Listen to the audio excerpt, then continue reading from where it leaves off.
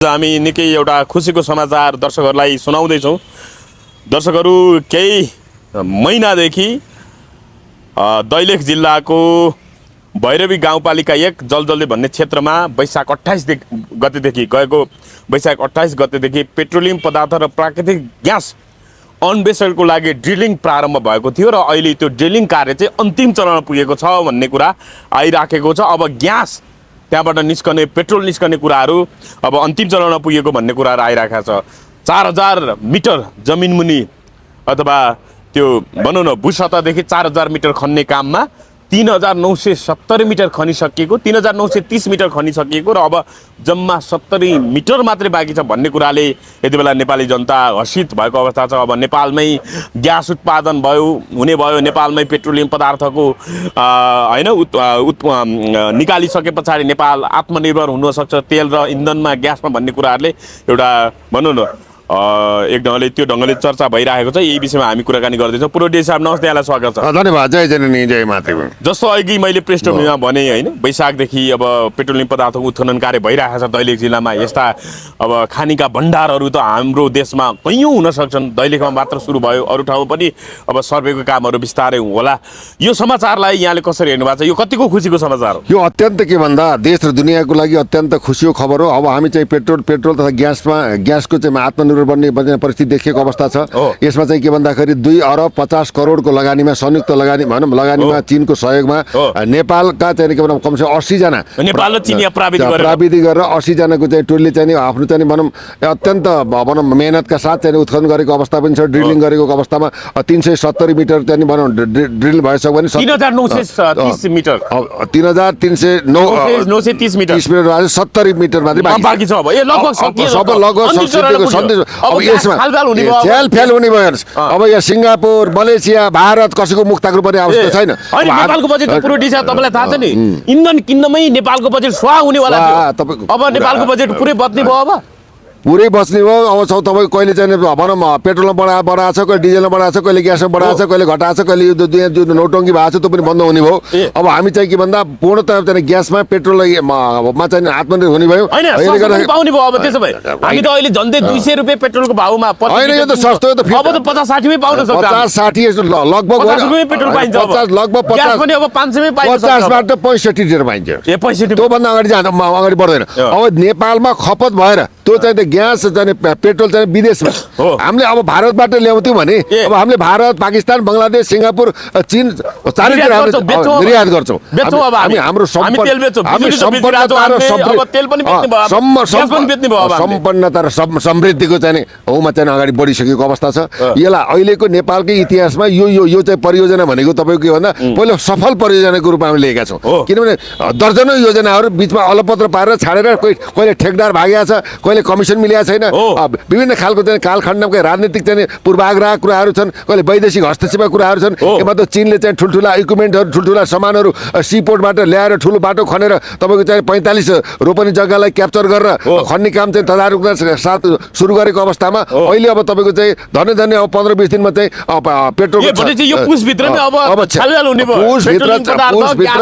अथवा चाहिँ माघको चाहिँ 15 भित्र चाहिँ के भन्दाखेरि अब चाहिँ पेट्रोल ग्यासको चाहिँ छलछली हुने अवस्था भयो। अब हामी पेट्रोल र ग्यासमा चाहिँ आत्मनिर्भर हुने भयो। यो अत्यन्त सुखद कुरा पनि हो। यो मानेमा चीनलाई धन्यवाद दिनुपर्छ। भारतले पनि यसमा समर्थन गर्नुपर्छ। एउटा के भन्दा राष्ट्रको नातामा भारतले जहिले पनि नेपालको विकास उन्नति समृद्धिमा जहिले पनि औँलो ठडाएको अवस्था छ। यहाँका नेताहरू पनि भारत परस्त राजनीतिको भर्याङ टेकेर सत्ताको विरासतमा पुग्ने खेलको अन्त हुनुपर्छ भन्ने हाम्रो मान्यता हो। यो यति मात्रै होइन, आज पेट्रोलको ग्यासको कुरा हो। यहाँ चाहिँ हरेक चाहिँ नदीमा रहेका बालुवामा सुन फलेको छ। यहाँ तामा खानी छ, सुन खानी छ, फलाम खानी छ होइन। यहाँ अनेक खालका चाहिँ के भन्दा खानीहरू छन्। यस्ता चाहिँ पेट्रोल खानी भनौँ ग्यास खानी त तपाईँको के त भन्दाखेरि मोरङमा पनि छ। मोरङमा चाहिँ पेट्रोल ग्यास खानी छ। त्यहाँ भारतले रोकेको अवस्था छ। त उनीहरूले के भन्दा छिमेकी देशमा हुन गएको उन्नति समृद्धि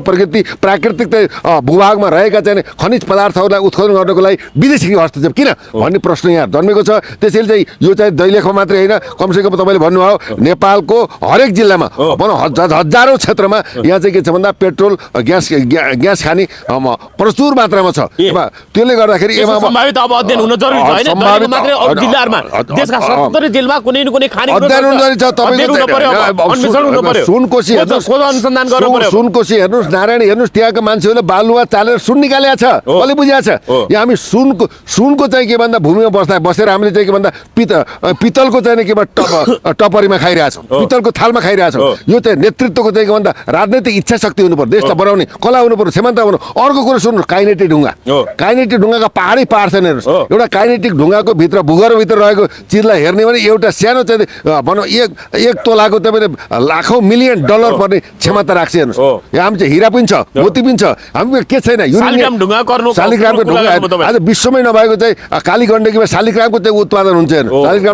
शालिग्राम ढुङ्गा भनेको कालो सुन हो हामी प्राकृतिक धरोहरमा विश्वको चाहिँ विश्वलाई चाहिँ एउटा अग्र स्थानमा रहेको चाहिँ हाम्रो भूस्वर्गलाई चाहिँ अब प्राकृतिक स्रोतलाई नै हामीले प्रयोग गर्यो भने देशको चाहिँ के भन्छ जापान अमेरिका बेलायत भन्दा पनि हामी समृद्ध हुने लक्षण देखेको परिस्थिति आउँदैछ नेपालको युरोप अमेरिका भन्दा हामी धनी हामीसँग सब थोक भएर पनि हामीले के गरेर सुनको कचौरामा भिख मागिरहेका छौँ त्यो किन भन्दा आफ्नै सुगन्ध नचिनेर दौडिन्छ हैन जस्तै के भन्दा बिनाको गन्ध चाहिँ के भन्दा हरिणलाई थाहा हुँदैन आफ्नो नाभिमा रहेको बिनाको गन्ध कहाँ पाइन्छ भन्दा दौड्दा मृत्यु आवरण पैदा हुन्छ हामीमा सबै हाम्रो सबै चिज हुँदाखेरि पनि तर केही नभएको अवस्था भयो हामी गरिब भयो दुखी भयो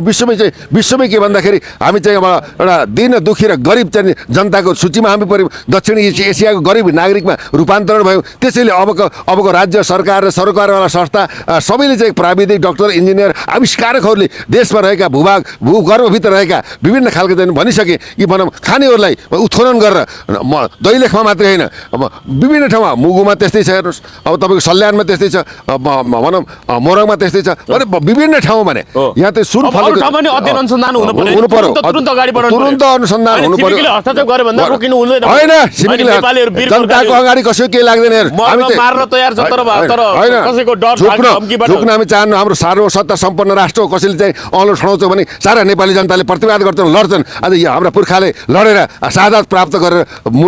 जोगाएको मुलुक हो त्यसैले हामीमा सम्पूर्ण चिज हुँदाहुँदै पनि आज हामी भिखारी भएर विश्व सामने भिख मागिरहेका छौँ देश र दुनियाँको लागि दुर्भाग्यपूर्ण विडम्बना हो अब यो पेट्रोल र ग्यासको चाहिँ हामी धनी भइसक्यो हेर्नुहोस् 200% अब छ्यालछ्याल्ती पेट्रोल ग्यास अब सबैतिर चाहिँ पाइन्छ त्यसले गर्दाखेरि अब के भन्दा यसलाई व्यवस्थापन गर्नको लागि सरकार पक्ष सरकारवाला सङ्घ संस्था विज्ञ योग्य इन्जिनियर प्राविधिक सबैले चाहिँ आत्मसात गरेर अब देशमा रहेका यता भूगर्भमा रहेका चाहिँ खानेहरूलाई उत्खनन गरेर देशको समृद्ध विकासको खाका गर्नु बाहेक विकल्प पनि छैन सरकारको अनुसार अगाडि बढ्नुपर्छ सबै कुर्चुको लागि हानाहान तानातान कहिले दिल्ली कहिले चीन कहिले अमेरिकाको चाहिँ शरण नपरेर देशमा रहेको भौगोलिक चाहिँ प्राकृतिक सम्पदालाई जडीबुटीलाई काइनेटिक ढुङ्गादेखि लिएर युरेनियमका पहाडहरूलाई उत्खनन गरेर विश्व बजारमा लगेर हामीले चाहिँ के भन्दा 5 या 10 वर्षभित्र अमेरिकाको दाजुमा पुग्ने क्षमता भएको देशलाई आज किन यस्तो अवस्था भयो अहम प्रश्न हो त्यसैले सबै सचिएर नेताहरू कर्मचारी नेता प्रविधिक डाक्टर सबै चिजले आफ्नो भूमिका निर्वाह गरेर मातृभूमिमा रहेको मातृभूमिको आँचलमा रहेका यी चाहिँ के भन्दा मोती होइन भनौँ यो चिजहरूलाई उत्खनन गरेर जनताको भाग्य र भविष्य निर्माण गर्ने क्रममा अब नलाग्नु बाहेक सरकारलाई कुनै पनि नेतालाई छुट छैन एक छुट छैन दुई छुट छैन तीन छुट छैन यो प्रश्न पनि हो हजुर म्हणजे अहिले जस्तो चिनिया प्राविधिक टोलीले पहिलो चरणमा त्याएको होइन दैलेखको भैरवी गाउँपालिका जलजली भन्ने क्षेत्रमा अहिले उत्खनन भइरहेको छ त्यसमा चाहिँ अब उसले पहिलो सिस्मिक सर्वे गर्यो त्यसपछि जियोलोजिकल सर्वे गर्यो त्यसपछि म्याग्नेटो टेल्युरिक सर्वे गर्यो र जियोकेमिकल स्याम्पलिङ सर्वे तोकेकै समयमा सम्पन्न गरेको थियो भने त्यसको काम पनि निर्धारित समयभन्दा अगाडि नै 1 वर्षभित्र भनेको 1 वर्षभन्दा अगाडि अब पुस माघभित्र हुने भयो भने हो यस्तै काम भइदिए हामी किन गरिब हुन्थ्यौ भने हामीसँग के छ रातारात धनी भइन्थ्यो विश्वको सामने हाम्रा हरेक नेपाली दाजुभाइ दिदीबहिनीहरू पासपोर्ट लिएर विश्व घुम्न सक्ने सामर्थ्यवान राख्ने देशको हालत यस्तै अवस्थाले भएको यसै जसरी चाहिँ के भन्दाखेरि यो दैलेखको चाहिँ एउटा पेट्रोल भनौँ उत्खनन र ग्यासको चाहिँ भनौँ उत्खननको उमा चाहिँ जसरी चाहिँ सही समयमा काम भइरहेको छैन चिनले साँच्चै नेपाललाई सहयोग गर्न चाहेको जस्तो देखियो यो कतै इन्धन लुट्न एउटा कुरो इन्धन लुट्न त हतार गरिरहेको छ चीनले नेपालको राजनीतिकदेखि लिएर भौगोलिक हस्तक्षेप कहिले पनि गर्दैन चीनले असल रूपमा एउटा राजनीतिक स्थायित्व भएर नेपाल र नेपालको समृद्ध विकास र जनताको खुसियालीको लागि चीन जहिले पनि समर्पित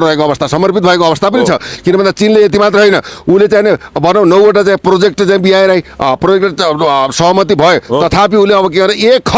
खरब पैसा तपाईँ मासुजन्य कृषिजन्य मासुजन्य आयातमा चाहिँ लगानी गर्ने भइसक्यो लगानी गर्ने सहयोग गर्दैछ नेपाली जनता दुखी हुनु भएन गरिब हुनु भएन समृद्ध हुनु पर्यो मैले चाहिँ एउटा छिमेकीलाई पनि हातेमालो गरेर एउटा समृद्ध राष्ट्रको रूपमा निर्माण गर्नको लागि अगाडि चीन चाहन्छ भारतले पनि चाहनुपर्छ भारतसँग अब दुश्मनी होइन रोटी र बेटीको सम्बन्ध छ संस्कृति कलाको सम्बन्ध छ सदैव के भन्दा भारतमुखी राजनीति भारतमुखी चाहिँ नेतृत्व भारतमुखी परिस्थितिले यो देश बन्दैन यो देशको बाधक भनेको यहाँका नेताहरू चाहिँ भारत पनि हो भन्ने समय भारतको बारेमा यसो भनिरहँदाखेरि नेपाली काङ्ग्रेसका महामन्त्री गगन थापा सुटुक्क भारत गए हेर्नु चाहिँ कसैलाई थाहा दिएको छैन यति बेला रवि लामी चाहिँ छुट्छन् भन्ने कुराहरू आइरहेछ रवि लामिछानेले मुद्दा मामिलाको झन्झट फसाउने हो कि भन्ने हिसाबले सुटुक्क भारत गए भागे भनेर पनि चर्चा भयो के हो होइन बोल त के थियो भन्दा पहिला परराष्ट्र मन्त्री आर्जु राणा चाहिँ जानुभएको थियो उहाँलाई प्रधानमन्त्रीको डिजाइनमा मोदीले आश्वासन दिएको अवस्था हो बिआरआई प्रोजेक्ट चाहिँ सहमत नगर भन्ने कुरामा उहाँ चीन जानुभयो चीनबाट चाहिँ बिआरआई प्रोजेक्ट चाहिँ सहमति भइसकेपछि दिल्ली जानुभयो दिल्ली भइसकेपछि उहाँ चाहिँ एउटा सामान्य कर्मचारीले स्वागत गरेन उहाँको राजनीतिक छविमा भारतले अङ्कुश लडायो तत्पश्चात रवि लामिछानेको प्रकरण र यो परिस्थितिमा के भन्दा उनले त गगनले त चुनाव जितेको 1 हप्तामा चाहिँ भनौँ के भन्दाखेरि मिसन पिएम भनेर त उनको आकाङ्क्षा देशको प्रधानमन्त्री गर्ने आकाङ्क्षा थियो अब चाहिँ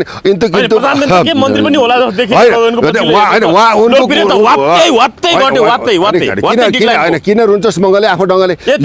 युवाले देशको हस्ता राजनीतिक सत्ता हस्तान्तरण गर्नुपर्छ भन्ने मान्यता हो त्यसैमा दोस्रो पुस्तामा रवि देशको के अरे गगन थापा जो काङ्ग्रेसका महामन्त्री हुन् देशको प्रधानमन्त्री बन्नु भने अब चाहना पनि हो तर के त भन्दा उहाँको चाहिँ बोली वचन व्यवहार र उहाँले गरेको चाहिँ अब हरेक कर्मकाण्डले गगनको चाहिँ माथि त प्रश्न चिन्ह आयो खडा भएको अवस्था हो अहिले पार्टीको चाहिँ हरेक पार्टीको गिर्दो अवस्था हो यदि एमाले पनि सचिएन भने परिस्थिति भोलि आउनु चाहिँ के भन्दा गिर्ने अवस्था देखिन्छ अब काङ्ग्रेस सचिएन भने गिर्ने अवस्था देखिन्छ अब प्रधानमन्त्री के भन्नुभयो भने अस्ति हामी त 5 वर्षमै अब भ्रष्टाचारलाई तलाउनु खोजेको अरू दल मानेन भन्नुभयो के भन्न खोज्नु भयो हेर्नु त 5 वर्ष अधिकार राख्न खोज्नुभयो उहाँले 5 वर्षपछि चाहिँ कारबाही नगर्ने पुरोटी छ के हो यो हेर भ्रष्टाचार र चाहिँ के भन्दा भ्रष्टाचारमा संलग्न भएका व्यक्तिलाई 5 वर्ष होइन 100 वर्षपछि पनि कारबाही हुनुपर्छ देशको भ्रष्टाचार गर्ने भनेको जघन्य अपराध हो आर्थिक अपराध हो यो भ्रष्टाचारको चाहिँ के भन्दाखेरि तपाईँको त क्यान्सरले देश चाहिँ थला परेको अवस्था छ जबसम्म भ्रष्टाचारको अन्त्य हुँदैन भ्रष्टाचारमा संलग्न कुनै पनि व्यक्तिलाई कारबाही कानुनी कठघरामा ल्याएर उनले भ्रष्टाचारमा लुटेका कालो धन अनि आज चाहिँ के भन्दा 4000 सहकारीमा चाहिँ कालो धन चाहिँ लुटेका चाहिँ व्यक्तिहरू सबैलाई कारबाही नहुँदासम्म देशको चाहिँ के भन्दा आर्थिक विकास र समृद्धि स्थापित हुन सक्दैन त्यसैले हरेक कालखण्डमा भ्रष्टाचार भएका छन् कोही पनि चोखो छैन सम्पत्ति शुद्धिकरण रवि लामिछाने मात्र लाग्ने होइन हरेक नेताहरूको सम्पत्ति छानबिन हुनुपर्छ यो सम्पत्ति छानबिनमा कोही पनि चोखो रहँदैन कुनै पनि चोखो रहँदैन होइन बोल्न थाल्ने होइन सबैको उच्च स्तरीय काङ्ग्रेस एमाले जति पार्टी खोलेका छन् साना ठुला सबै पार्टीको चाहिँ पार्टीका उच्च नेतादेखि मन्त्री प्रधानमन्त्री भएका भनौँ विगतमा रहेका भनौँ के भन्दा भनौँ ब्युरोक्राट्स होइन उच्च अधिकारीहरू राष्ट्र सेवकहरू सबको इच एन्ड एभ्री वानको 1 to 1 चाहिँ के भन्दा सम्पत्ति छानबिन गर्नुपर्छ देशले जसले दोहन गरेका छन् उनलाई धरतीले पनि श्राप छ जनताले पनि माफ दिँदैन अब देश बन्नुपर्छ सधैँ टुक्का उखान भाषणमा चाहिँ अब देशका जनताले पताउने पक्षमा छैनन् अब सुध्रेर जानुभयो विकल्प छैन अहिलेको यो खुसीको खबर यो विश्वमै चाहिँ विश्व जगतका नेपालीहरूले पनि एउटा अहमताको साथ हेरेका छन् देशमा चाहिँ पेट्रोल खानी चाहिँ उत्पादन भयो ग्यास खानी उत्पादन भयो अब हरेक चाहिँ सुन खानी तामा खानी पित्तल खानी नपर्ने हो यावतका कुराहरू अब विदेशका युवाहरू स्वदेशमा फर्कने तयारीमा छन् यो चाहिँ यात्रामा अहिलेको सरकार सचिएर व्यवस्थापन गरेर अगाडि बढ्नु बाहेक विकल्प छैन हेर्नुहोस् होइन अघि मैले रवि लामिछानेको विषयमा कुराकानी गर्दाखेरि रवि लामिछाने पक्षको वकिलहरू चाहिँ गगनले जसरी सम्झौता कोर्लिनु भएको थियो रवि लामिछाने 1 अर्ब अब सहकारी अपचन गरेको मसँग प्रमाण चाहिँ यी कागज देखाइदिउँ रिटपत्र फारम भरेको प्रमाण छ मसँग देखाइदिउँ भनेको थिएँ तर देखाउन नसकेपछि अब उनलाई पनि किर्ते कागजमा फौजदारी अभियोग हामी मुद्दा हाल्छौँ हामी पनि सामान्य न्यायाधीशको अगाडि हामी पनि गगनलाई उपस्थित गराउँछौँ कानुन कटघरा उभ्याउँछौँ भनेर रवि लामिछाने वकिलहरूले बोल्दै हुनुहुन्थ्यो अब रवि लामिछाने पनि त्यसो भए उनलाई पनि अब कागज देखाउन नसकेको अभियोगको मुद्दामा यसलाई झन्झट बेहोर्नु पर्यो बोलीको ठिकान मूलत जनताको सर्वोच्चताको स्थान राख्ने गरिमामय संसदमा एउटा जिम्मेवार नेताले एउटा नेताको बदनाम गरेका अवस्थालाई पनि कानुन प्रभावित हुनुपर्छ किन भन्दा तथ्य प्रमाण बिना बोल्नु पनि के भन्दा यो चाहिँ मूलत यो अपराध हो त्यो हुनाले चाहिँ के त भन्दाखेरि यो जो कसरी बोल्ने के बोल्ने भन्ने कुरा नेताले सचिएर नगएको अवस्था र राष्ट्रलाई के भन्दा दिगो शान्ति विकास र समृद्धिको खाका कुरो हुन सकेको अवस्था र मैले चाहिँ मै नै लङ्का जलाउने हनुमान हुँ मभन्दा कोही पनि जान्न छैन अहङ्कार घमण्डको पराकाष्ठाबाट यो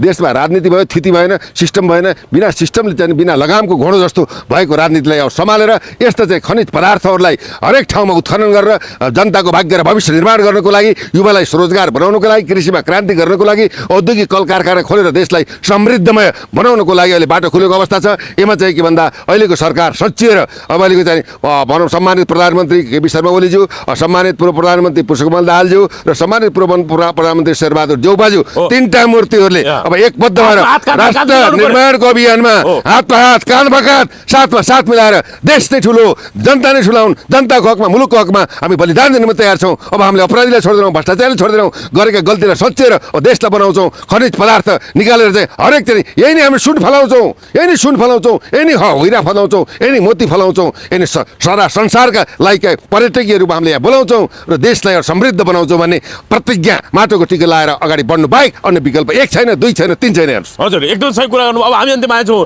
पुरो डिसाब जस्तो अब रविलाल विषयमा चाहिँ अब सांसद पद हतारमा निलम्बन गर्यो उनको होइन। यद्यपि काङ्ग्रेस नेता अब टेकबहादुर गुरुङको फौजदारी अभियोग लाग्यो उनलाई पनि अब जस्तो यहाँ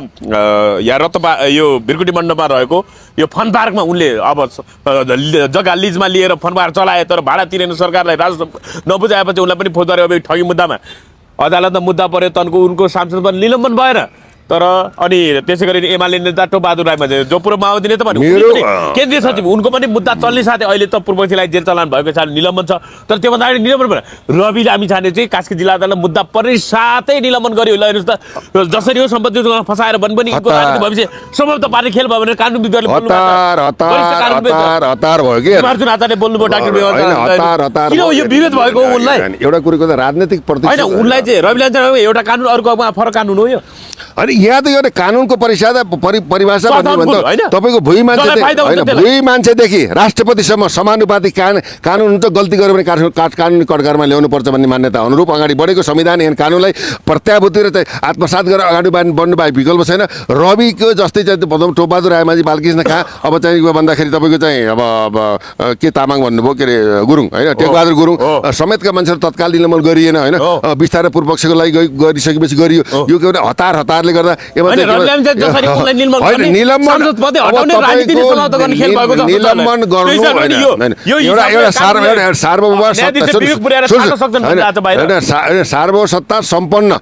सार्वसत्ता सम्पन्न एउटा नागरिकमाथि अनुसन्धान गर्न प्रहरीले फौजदारी अभियोग अन्तर्गत आफ्ना प्रमाण जन्य अवस्थालाई अगाडि बढाएको छ। प्रहरीप्रति हाम्रो कुनै क्वेसन मार्क होइन। प्रहरीले गर्ने काम दायित्व कर्तव्य हो। तथापि चाहिँ के भन्दा यो चाहिँ के भन्दा हतारमै कुराहरू आएको हुनाले यो चाहिँ के भन्दा रविप्रति के भन्दा तत्काल लक्षित चाहिँ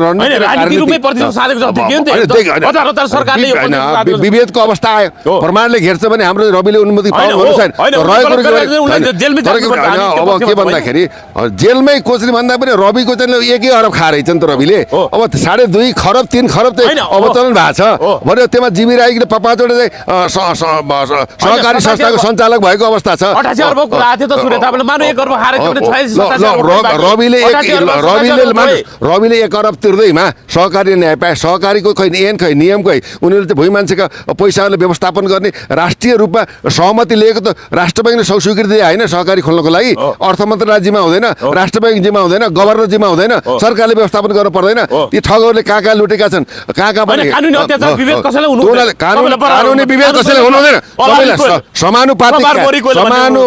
समानुपातिक कानुनलाई अगाडि बढाउनुपर्छ। विभेदयुक्त राजनीतिबाट मुक्त हुनुपर्छ। प्रतिशोधात्मक राजनीतिले कहिले पनि विकास सम्भव छैन। त्यसैले सबै सच्याएर अब जे जल्दी गल्ती भए सच्याएर पूर्वाग्रही नभइकन अगाडि बढेर देशलाई युगान्तकारी परिवर्तन गर्ने मुद्दामा अगाडि बढ्नु बाहेक कसैलाई छुट पनि छैन यो बाहेक विकल्प पनि छैन। अब एउटा मात्रै प्रधानमन्त्रीको बारेमा एउटा आज समाचार फेरि भाइरल भयो हेर्नु चाहिँ प्रधानमन्त्री कार्यक्रममा सहभागी हुनको लागि नागरिकहरूले 2 लिटर पेट्रोल बाँडेको कुरा ल हेर्नुहोस् के हो यो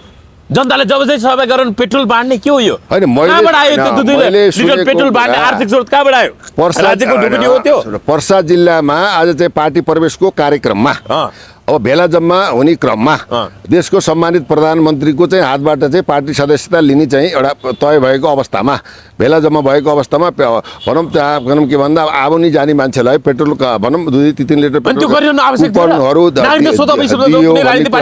दियो भन्ने कुरा आयो। तथापि के भन्दा सो स्पिड त जबसम्म जनतालाई भने विगतमा यही त भयो तपाईँको। विगतमा तपाईँ हामीले पनि त गल्ती गरेका छौँ। पटक पटक टेस्टेड भएका पटक पटक फेल भएका जनताले मन नपराएका मासुको भरमा रक्सीको भरमा पेट्रोलको भरमा क्षणिक पैसाको भरमा आज हामीले स्वाभिमान बेचेर देश थाला परेको होइन। राइट मेन इन राइट योग्य विज्ञ मान्छेले किन पठाउन सकेन? जनता पनि दोषी हुन्छ। जनता दोषी हुँदैन, नेभर हुँदैन। त्यसरी बिक्नु भनेको आफ्नो आफ्नो होइन आफ्नो स्वाभिमान होइन आफ्नो मात्रै होइन भने आफ्ना भावी सन्ततिको भविष्यमाथि खेलबाड गर्नु, आफ्ना सन्ततिमाथि टाउकोमा बन्चरो बजार्नु बाहेक विकल्प होइन। यसले आफ्नो स्वाभिमान मात्रै होइन राष्ट्रिय स्वाभिमान र जिम्मेवार नागरिकबाट पनि पच्युत भएको अवस्था हुन्छ। त्यसैले योग्य मान्छे विज्ञ मान्छेलाई एउटा सम्मान गरौँ, देशलाई बनाऊ, देश साझा हो। यो साझा देशलाई हामीले चाहिँ साझा यो फुलबारीलाई सजाएर देशलाई रूपान्तरण गरेर विश्वमा चाहिँ एउटा विकसित राष्ट्रको रूपमा स्थापित गर्ने साझा तपाईँ र हाम्रो दायित्व पनि हो। हामी पनि सचिनुपर्छ, नेतृत्व पनि सचिनुपर्छ, सरकार पनि सचिनुपर्छ। यदि सचिएन भने नेपाली जनता उग्र भयो भने यहाँ चाहिँ बङ्गलादेश श्रीलङ्का भन्दा 15-20 टाइम खतरनाक अवस्था आउँछ। यो नेतृत्वलाई बुझ्नु र हामीले भनेका कुरा सुझावको रूपमा ग्रहण गरेर अगाडि बढ्नु र तपाईँ हाम्रो संवादले दिएको उहाँहरूलाई ध्यान आकर्षण सुझाव खबरदारी र एउटा चाहिँ राष्ट्रको जिम्मेवार नागरिकले दिएको ध्यान आकर्षण पनि जाँदा एउटा कुरा म भन्छु। अब अहिले पनि लाखौँ नेपालीहरू बाहिर छन्, झन्डै 1/3 जनसङ्ख्या मुलुकको 1/3 2 करोड झन्डै 70-80 लाख नेपाली जनता चाहिँ बाहिर छन् भनिराख्दाखेरि अब देशमै पेट्रोलको खानी अब ग्यासको खानी अब बिस्तारै उत्खनन हुँदैछ। त्यसले गर्दाखेरि नेपालबाट योग्य भएर पनि नेपालमा जागिर नपाएकाहरू विदेशी पर्ने जुन ढङ्गको बाध्यता छ। अब ती विदेशी नेपालीहरूलाई देशमै केही गरौँ भन्नको लागि केही सुझाव सल्लाह छ तपाईँ? होइन यो देश तपाईँको पनि हो, मेरो पनि हो, सारा 3 करोड नेपालीको विदेशमा रहनुभएका योग्य विज्ञ क्षमतावान राष्ट्र निर्माण अभियानमा युवा स्वदेश फर्क अभियान लागू गर्नु पर्यो र सबैले रोजगार पाउने अवस्था आउँदैछ। अब चाहिँ यो चीनलाई पनि धन्यवाद, भारतले पनि वक्र दृष्टि नराखोस्, सचिनको लागि अनुरोध र अहिलेको सरकारले सच्चै अगाडि बढ्न र युवालाई यो देशमा स्थापित गर्ने त्यहाँदेखि यो अभियानलाई सबैबाट साथ समर्थन सहयोग होस् भन्ने म अपिल गर्न चाहन्छु। र सरकारलाई सच्चिएर यी 3टा नेतृत्वहरू सच्चिएर काँधमा काँध मिलाएर देशलाई बनाउने, मुलुकलाई चाहिँ एउटा नयाँ काचुली फेर्ने मुद्दामा एकबद्ध भएर प्रणसहित अगाडि बढ्न, प्रतिबद्धतासहित अगाडि बढ्न म यहाँको लोकप्रिय मिडियाद्वारा अपिल अनुरोध ध्यान आकर्षण गर्न चाहन्छु। जनकजी हस्, धन्यवाद। जय जननी जय मातृ।